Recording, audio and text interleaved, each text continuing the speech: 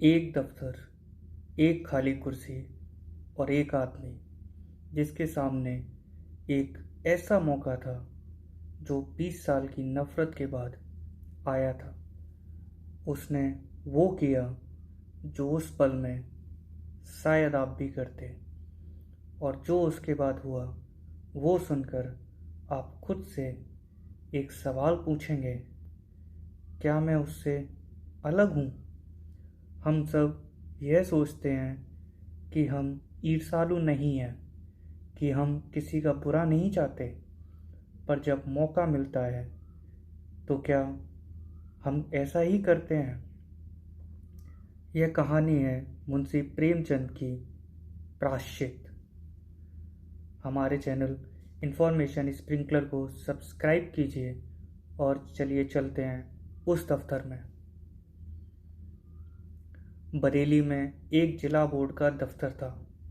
उस दफ्तर में थे बाबू मदारी लाल, हेड क्लर्क, 10 साल से उसी कुर्सी पर। उनका रुतबा था, चपरासी उनकी पैरगाड़ी लाता था, अर्दली कमरे की चिक उठाता था, जमादार डाक मेज पर रखता था। यही उनकी दुनिया थी और इस दुनिया में वो राजा थे। पर एक दिन जब उन्होंने दफ्तर आकर पहला सरकारी लिफाफा खोला तो उनके चेहरे का रंग गायब हो गया। बोर्ड के सेक्रेटरी की जगह जो 1 महीने से खाली थी वो दी गई थी सुबोध चंद्र को। सुबोध चंद्र, वो नाम जिससे मदारी लाल को घृणा थी, 20 साल पुरानी, गहरी, जलती हुई।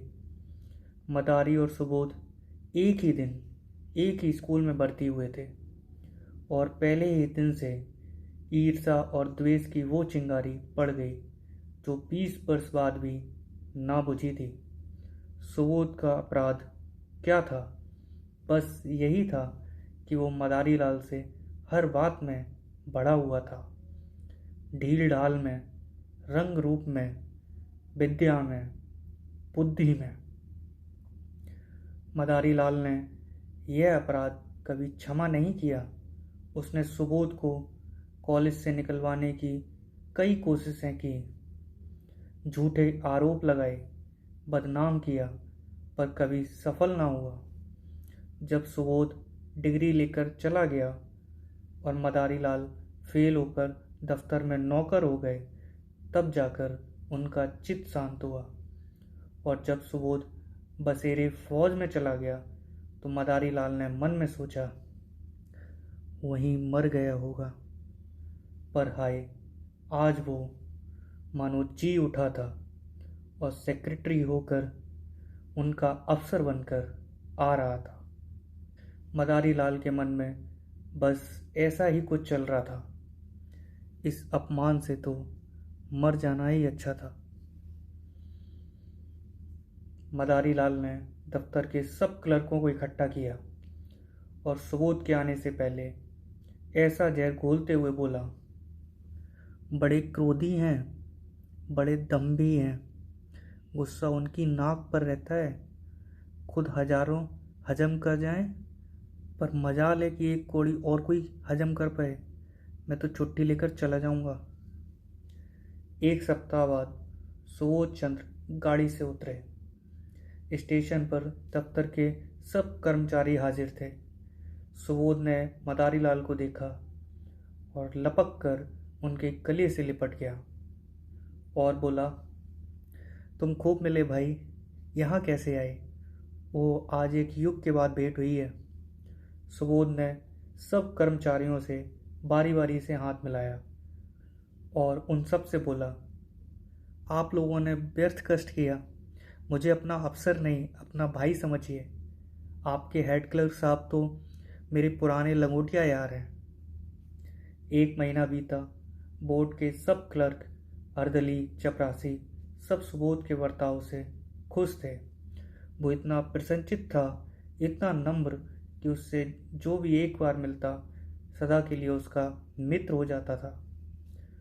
पर द्वेष की आंखों में गुड़ और भी भयंकर हो जाता है। सुबोध के सद्गुण मदारी लाल की आंखों में खटकते थे। वो घात में लगे रहते, हंसकर मिलते, चिकनी चुपड़ी बातें करते और मन में षड्यंत्र रचते। सुबोध में एक कमजोरी थी, वो आदमी पहचानना नहीं जानता था। वो मदारी लाल को अब भी अपना सबसे पुराना दोस्त समझता था। एक दिन मदारी लाल सेक्रेटरी साहब के कमरे में गए। कुर्सी खाली थी। सुबोध किसी काम से बाहर गए थे। मेज पर 5,000 के नोट पुलिंदों में बंधे रखे थे। बोर्ड के मदरसों के लिए लकड़ी का सामान बनवाए गए थे। ठेकेदार का वसूली का दिन था। मदारी लाल ने बरामदे से झांक कर देखा। सुबोध का कहीं पता नहीं। और तब उनकी नीयत बदल गई। ईर्ष्या में लोभ का सम्मिश्रण हो गया। फिर भी एक पल के लिए उनका हाथ हवा में रुक गया, जैसे अंदर कोई आवाज कह रही हो, मत करो। पर उसी पल 20 साल की ईर्ष्या ने धीरे से फुसफुसाया, आज ही मौका है। और फिर मदारी लाल ने कांपते हुए हाथों से पुलिंदे उठाए, पतलून की दोनों जेबों में भरे और तुरंत कमरे से निकल गए। बाहर आकर चपरासी को आवाज दी, बाबूजी भीतर हैं? चपरासी ने कहा, नहीं, कचहरी में हैं। मदारी लाल ने दफ्तर में आकर एक क्लर्क को मिसल देकर भेजा ताकि सुबोध के कमरे में किसी की नज़र जाए, और फिर खुद उठकर दफ्तर के दोनों दरवाजे बंद कर दिए और नोटों के पुलिंदे जेब से निकालकर एक अलमारी में कागजों के नीचे छिपा कर रख दिए और फिर अपने काम में व्यस्त हो गए। वो जानते थे यह गलत है, पर 20 साल की ईर्ष्या ने उस एक पल के लिए उनकी आत्मा को सुला दिया था। 1 घंटे बाद सुबोध लौटे। ठेकेदार वसूली के लिए आया था। सुबोध ने मेज पर नज़र डाली। नोट के पुलिंदे ना थे। उन्होंने सोचा शायद फाइल के नीचे हों। सब कागज उल्टे, फिर उल्टे, पर नोट कहीं नहीं। दिल में धड़कन होने लगी। तुरंत दफ्तर में आकर बोले, आप में से किसी ने मेरी मेज से नोट तो उठाकर कहीं नहीं रख दिए? मदारी लाल ने बोला, क्या आपकी मेज पर नोट रखे थे? मुझे तो खबर ही नहीं है। जब मालूम हुआ कि आप गए हैं, बस दरवाजे बंद करा दिए थे। अरे साहब, पूरे 5,000 के हैं। अभी अभी चेक बनवाया था बैंक से। पूरे 5,000? या भगवान, आपने मेज खूब देख लिया ना? सारा दफ्तर तलाशी लेने लगा। मेज, अलमारियां, संदूक सब देखे गए, पर नोट कहीं नहीं मिले। सुबोध ने एक लंबी सांस ली, कुर्सी पर बैठ गए और चेहरे का रंग उनका उड़ चुका था। मदारी लाल उनके पास आया और बोला, गजब हो गया। मुझे पहले ही दिन आपको सावधान कर देना चाहिए था। जरूर बाहर से कोई आया और नोट उड़ा ले गया। फिर मदारी लाल ने धीरे से कहा, बैंक में कुछ रुपए हों तो निकाल कर ठेकेदार को दे दीजिए, वरना बड़ी बदनामी होगी। बैंक में मुश्किल से 200-400 रुपये होंगे भाईजान। यहाँ तो कफन को कौड़ी नहीं है। कफन को भी कौड़ी नहीं। यह महज एक वाक्य नहीं था, यह एक हार मान लेने वाले इंसान की आखिरी बात थी। उसी रात सुबोध चंद्र ने आत्महत्या कर ली। इतने रुपयों का प्रबंध करना उसके लिए कठिन था। मृत्यु के पर्दे के सिवा उन्हें अपनी वेदना छिपाने की और कोई आड़ ना थी। वो इंसान जो बसेर में 25,000 रुपये कमा कर लाया था, जो इतना उदार था कि अपनी जेब का हिसाब कभी नहीं रखा, आज वो इंसान 5,000 रुपये के लिए, जो उसने कभी छुए भी नहीं थे, इस दुनिया से चला गया। रुपए चुराए थे मदारी लाल ने और जान दी सुबोध चंद्र ने। दूसरे दिन सवेरे चपरासी नंदू मदारी लाल के घर पहुंचा। मदारी को रात भर नींद ना आई थी। घबरा कर बाहर आया।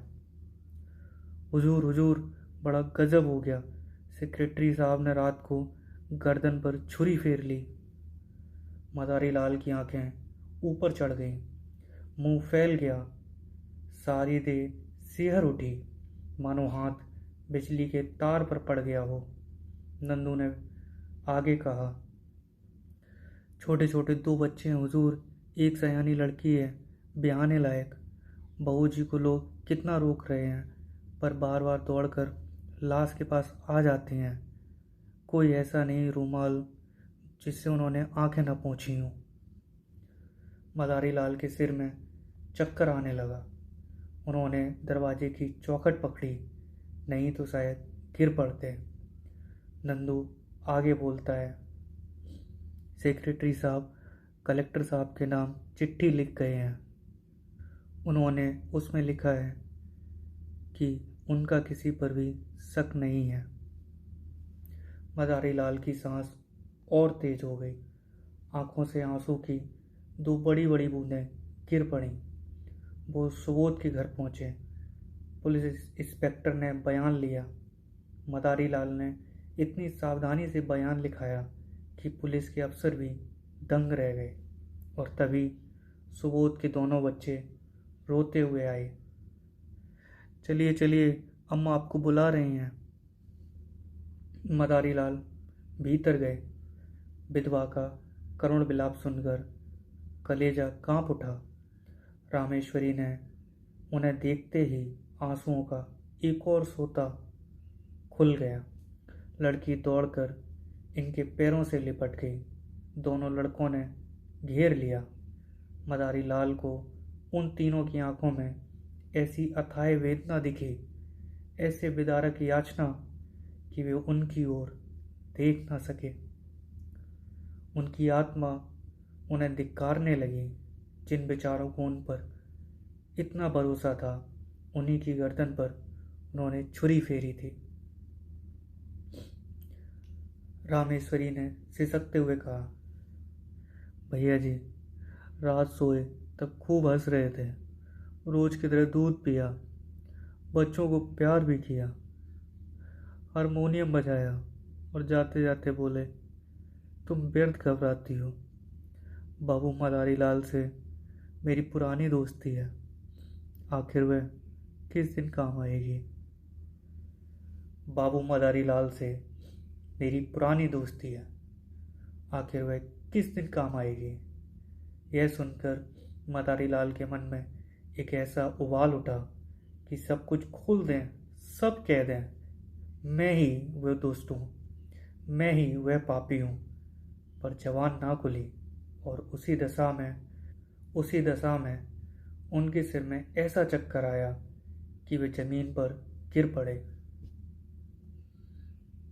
रामेश्वरी ने उन्हें देखा और बोली, भैया जी, जो कुछ होना था वो हो चुका, पर उस दुष्ट का जरूर पता लगाइए जिसने हमारा सर्वनाश कर दिया। आपके सिवा हमारे सिर पर और कोई भी नहीं है। तीसरे पहर सुबोध की अर्थी उठी। सारा दफ्तर, सारे हुक्म और हजारों लोग सब साथ थे दाह संस्कार के लिए। लड़के नाबालिग थे। रामेश्वरी खुद जाने को तैयार थी, पर मदारी लाल ने कहा, बहू जी, ये संस्कार मुझे करने दो। सुबोध मेरे भाई थे, जिंदगी में उनके साथ कुछ सलूक ना कर सका, अब जिंदगी के बाद मुझे दोस्ती का कुछ हक अदा करने दो। जिंदगी में उनके साथ कुछ सलूक ना कर सका। यह झूठ था, पर इस झूठ में एक सच छुपा था।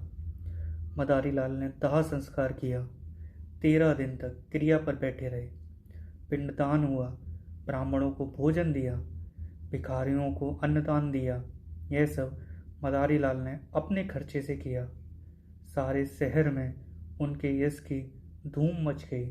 16वें दिन रामेश्वरी ने कहा, मुझे घर जाने दीजिए। मदारी लाल ने एक पल न सोचा और बोले, आप अपने घर जाने के बदले मेरे घर चलिए। जैसे मेरे बाल बच्चे रहेंगे वैसे ही आपके भी रहेंगे।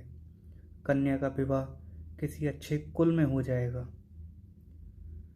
मैं कुछ ना सोचूंगा, ना कोई उज्र सुनूंगा।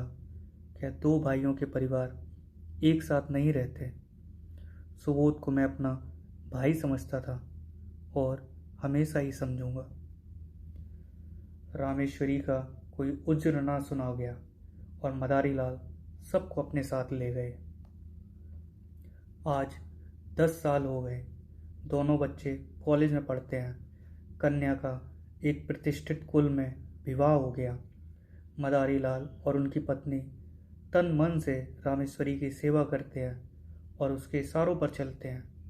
उन्होंने वो 5,000 रुपये कभी नहीं लौटाए, क्योंकि जिससे लेने थे वो इस दुनिया में नहीं रहा। पर उन्होंने उससे कहीं ज़्यादा अपनी पूरी जिंदगी उसके परिवार को दे दी। मदारी लाल सेवा से अपने पाप का प्रायश्चित कर रहे हैं। यह प्रेमचंद का आखिरी वाक्य है और यही पूरी कहानी का सार है। दोस्तों, यह कहानी पढ़कर दिल भारी हो जाता है। पहली बात, ईर्ष्या का जहर। मदारी लाल ने सुबोध का कोई नुकसान नहीं किया था। सुबोध खुद कामयाब था, खुद काबिल था, पर मदारी लाल को यह बात बर्दाश्त ना थी। 20 साल तक वो ईर्ष्या उनके अंदर चलती रही और जब एक पल का मौका मिला तो उन्होंने वो किया जो उन्हें कभी नहीं करना चाहिए था। ईर्ष्या इंसान को वो नहीं बनाती जो वो बनना चाहता है। ईर्ष्या इंसान को वो बना देती है जो वो कभी नहीं बनना चाहता था। दूसरी बात, सुबोध का भरोसा। सुबोध ने मरते वक्त भी किसी पर शक नहीं किया। कलेक्टर को लिखा, मेरा किसी पर शक नहीं है, और आखिरी रात रामेश्वरी से कहा, मदारी लाल से पुरानी दोस्ती है, वो कुछ करेंगे। यह सबसे बड़ी ताकत थी और यही उसकी सबसे बड़ी कमजोरी भी। वो नहीं जानता था कि उसका सबसे पुराना दोस्त उसका सबसे बड़ा दुश्मन था। तीसरी बात, और यह सबसे ज़रूरी, प्रायश्चित का मतलब माफ़ी नहीं होता। माफ़ी मांगना आसान है, पर प्रेमचंद ने मदारी लाल से माफ़ी नहीं मंगवाई। उन्होंने 10 साल की सेवा कराई और उस परिवार को अपना बनाया जिसे उन्होंने बर्बाद किया था। यही प्रायश्चित है, सेवा, जिम्मेदारी और वो दर्द जो कभी पूरी तरह जाता ही नहीं। याद है, मैंने शुरुआत में कहा था, एक दफ्तर, एक खाली कुर्सी और एक इंसान जिसके सामने एक मौका था। उसने वो किया जो उस पल में शायद आप भी करते। तो क्या आप करते? मदारी लाल का प्रायश्चित कभी पूरा नहीं होगा क्योंकि सुबोध वापस नहीं आएगा, पर उन्होंने कोशिश की, पूरी जिंदगी की कोशिश। प्रेमचंद ने यह कहानी यह बताने के लिए लिखी कि ईर्ष्या सिर्फ तुम्हें नहीं जलाती, वो उन्हें भी जलाती है जो तुम्हारे आसपास हैं, और जब वो आग बेकाबू हो जाती है तो बुझाने के लिए पूरी जिंदगी कम पड़ती है। अगर यह कहानी आपके दिल को छू गई हो तो इसे लाइक करें, शेयर करें और उस इंसान को ज़रूर भेजें जो आज किसी वजह से बेवजह जलन रखता है। कमेंट में बताइए कि आपको लगता है मदारी लाल का प्रायश्चित कभी पूरा हुआ या कुछ गलतियाँ कभी नहीं धुलती। अगली बार मिलेंगे एक और नई कहानी के साथ। तब तक अपना ख्याल रखिए। जय हिंद।